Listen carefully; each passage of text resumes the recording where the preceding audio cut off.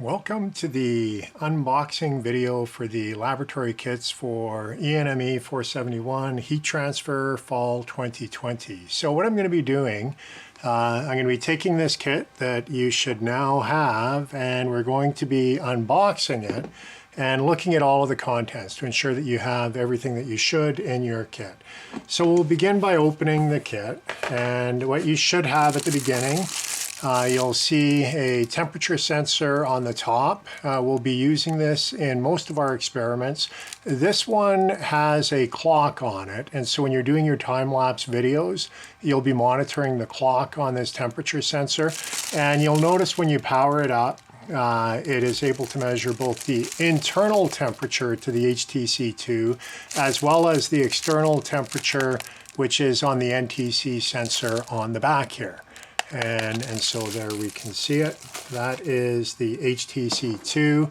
At the back of the kit, there should be 4 more temperature sensors. These are the DS ones. So let's pull those out. There's 1, 2, 3, 4. And these may or may not have a AAA battery inside of them. If they do not, you will need to get a AAA battery, and you'll use that. All of them use AAA batteries. The HTC2 does, as does the DS1.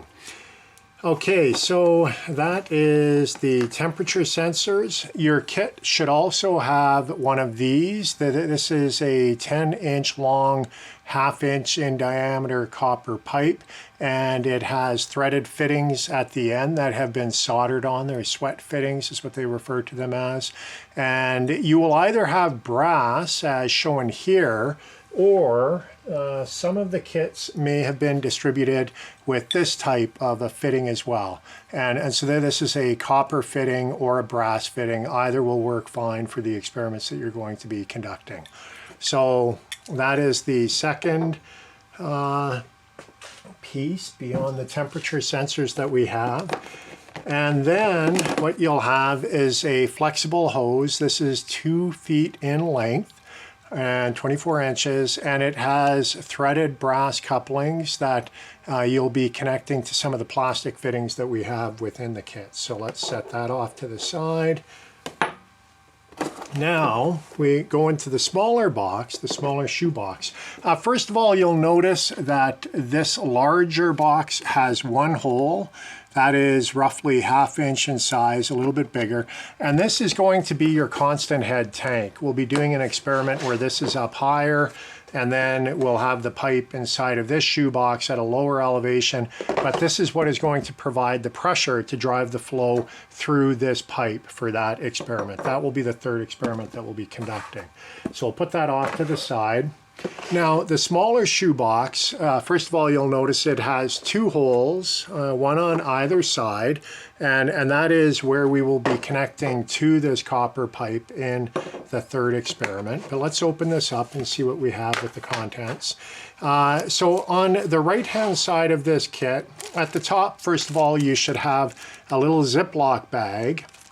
And in the Ziploc bag are 3 thick washers and 3 thin washers. So let's just open that up. And these are cork neoprene washers that have been custom cut for our kits. And so that is the thick washer and the thin washer. There should be 3 of each of those. So let's just lay those out.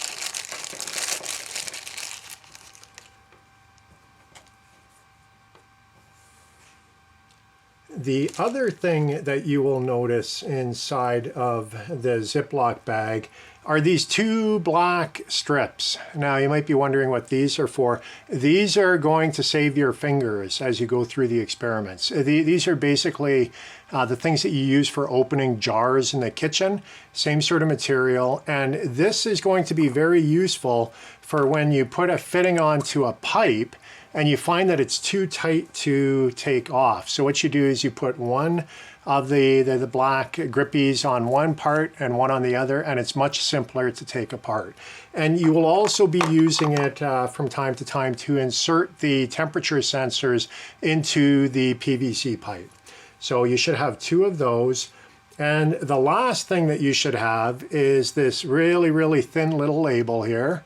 And there should be 5 temperatures. So there will be a 3-digit number, .T1, .T2, .T3, .T4, .T5. And you are going to use that, and this is the first thing you need to do before you do any experiments. You're going to use that to label your temperature sensors.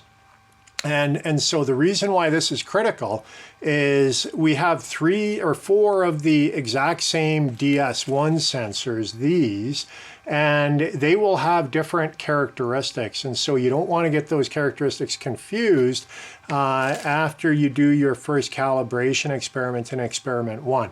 That calibration will follow over into experiment 2, experiment 3, experiment 4. And if you get your temperature sensors mixed up, your data is going to be really, really bad. It's not going to make any sense whatsoever.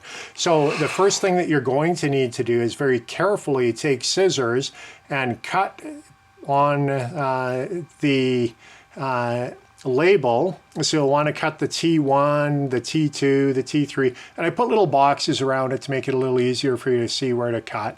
And then what you're going to need to do is right down the middle of the back of these labels is a slit. So you kind of have to bend it, and then you'll see that slit come off, and there are little pieces that will come off the back, revealing the adhesive behind the label. And what I'm going to want you to do, or ask you to do, is to label your sensors. And so I have one here that has already been labeled. This is one of the DS1s. And so you can see where the label has been placed. And I also have this in the manual, so you can see that. The label is right above the power key. But you're going to want to label the black DS1 sensors as temperature 1, 2, 3, and 4. So these will be the first 4 sensors that you have measured. And I'll just put that on top of the DS1 box, given that that's the DS1, but it's an extra one. And then the other sensor that you'll need to label is the HTC2. And with this one, you will label it as temperature sensor number 5. And you can see the location of the label there. So that is an example of a HTC2 that has been labeled. I'll put that off to the side. And there you can see with this one, the clock has been set. It's currently 2:51. 37% relative humidity, and you'll notice there's an inner temperature sensor and an outer temperature sensor. The outer one is the one right here, so if I grab this right now, we should see it warm up slowly. So just watching that. It usually updates about every 20 seconds or so. There you can see it going up, 19.7. We'll give it a little bit more time. So there is a bit of a response time for these sensors, 19.9. So that's the outer one, which is this sensor that you'll be using for the experiments. What else do we have in the kit? So let me just put our label off to the side. So the other things that we have the pipe fittings. So we'll have a ball valve, and you can take a look at how ball valves operate, but we'll be using the ball valve in experiment number 3 to connect or control the flow rate when we're doing an experiment. You'll have these 2 T-fitting connectors like these here. You'll have 2 90-degree elbows, so there you can see the 2 90-degree elbows. You'll have 2 end caps, so end cap number 1, end cap number 2. You'll have an expansion component that goes from 1/2-inch pipe to 3/4-inch pipe. You'll have 1 45-degree elbow. You'll have 4 of these. These are threaded connectors. So on one side, you can insert the 1/2-inch PVC, and on the other side is the threaded coupling, and that is what we'll use when we connect to the copper pipe. However, you're gonna have to put the washers on these before you do that, and I'll give you more details when we get to the specific experiment. So there are 4 of those threaded couplers that you should have in your kit. So those are all of the white PVC pipe fittings. Now we go to the clear PVC pipe. And what we have are 4 of these, which are 2-inch PVC piping. So I'm just going to put them vertical because these tend to roll all over the place. So there are 4 of the 2-inch. Then we have 2 3-inch pieces of PVC piping. We have 2 4-inch pieces of PVC piping, and notice that the 4-inch has a little hole. This is a 4mm hole which has been drilled to fit the NTC temperature sensors that we have in both the DS1 as well as the HTC2. So we have those. And then the final piece that we have is a 6-inch piece of PVC, and there are 5 holes drilled in that. The reason why there are 5 holes is because we'll be using this for the calibration experiment, and we have 5 sensors. We have the 4 we have the 4 DS1s and the 1 HTC2. So that is the final piece of piping. So those are the pieces of piping that we should have within the kit. Then the last components we have are 6 by 6-inch pieces of cork, as well as a Owens Corning insulation, which is 1 inch thick, and that is at the bottom, and we'll get to that in a moment. But to begin with, you'll have a 6 by 6-inch piece of cork. There should be 2 of these. And if you look at these, you'll notice that they have not been notched. So that is, you should have 2 that have no notches in them. So let's just set these over to the side. 2 without notches. And then this should be followed by 4 that have notches.